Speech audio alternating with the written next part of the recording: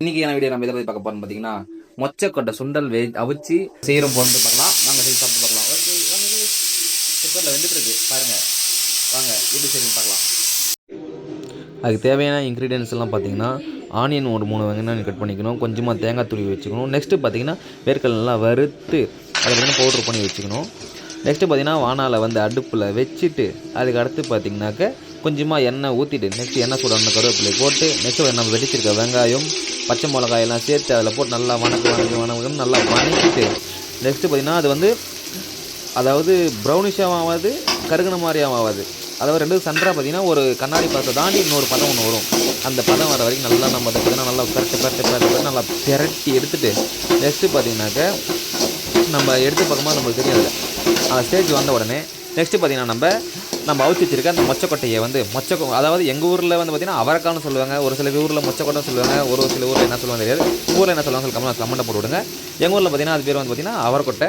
அதனால் அதை வந்து நான் மொச்சக்கான்னு சொல்கிறேன், ஏன்னா ஒரு சில பேருக்கு அதுதான் புரியும். அதை நல்லா நம்ம எடுத்து அவிச்சு வச்சிருக்க மொச்சக்கொட்டை எடுத்து நல்லா நம்ம அதில் போட்டு நல்லா அதை பார்த்திங்கன்னா மலைச்சாரல் மாதிரி இங்கிட்டு ஒரு பிரட்டமா அங்கிட்டு ஒரு பிரட்டமா நல்லா பெரட்டி எடுக்கணும். அதை பெரட்டிட்டு நெக்ஸ்ட்டு பார்த்திங்கனாக்க நல்லா ஒரு 5 மினிட்ஸ் பார்த்திங்கன்னா அதை அப்படியே நம்ம ட்ரை ரோஸ்ட் பண்ணிவிட்டு நெக்ஸ்ட்டு பார்த்திங்கனாக்க நம்ம பொடி பண்ணி வச்சுருக்கோம் பார்த்திங்களா, அதாவது வேர்க்கடலையை நல்லா வறுத்து நம்ம பொடி பண்ணி வச்சுருக்கோம் பார்த்திங்களா வேர்க்கடலை, அந்த வேர்க்கடலை எடுத்து அப்படியே சும்மா மலைச்சாரல் மாதிரி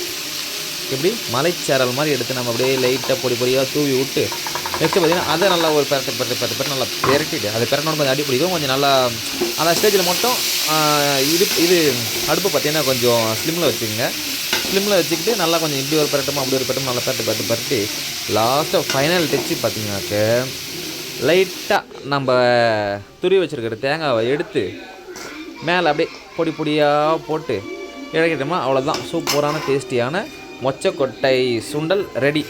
இந்த மாதிரி வீடியோ உங்களுக்கு பிடிச்சதா இருக்கா கமெண்ட் போடுங்க, முடிஞ்ச அளவுக்கு ஃப்ரெண்ட்ஸ்லாம் ஷேர் பண்ணுவாங்க. Okay ta-ta bye bye C guys. நான் அவங்க அருப்பு ஆகாஷ். நெக்ஸ்ட் அம்மாவோட ரிவ்யூ கேட்கலாம்.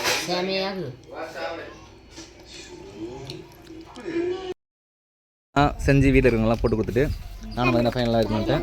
Okay tata bye bye see you. இது மாதிரி வீடியோ வேணால் மறக்காமல் சப்ஸ்கிரைப் பண்ணிட்டு கமெண்ட் பண்ணிவிடுங்க. Okay tata bye bye see guys.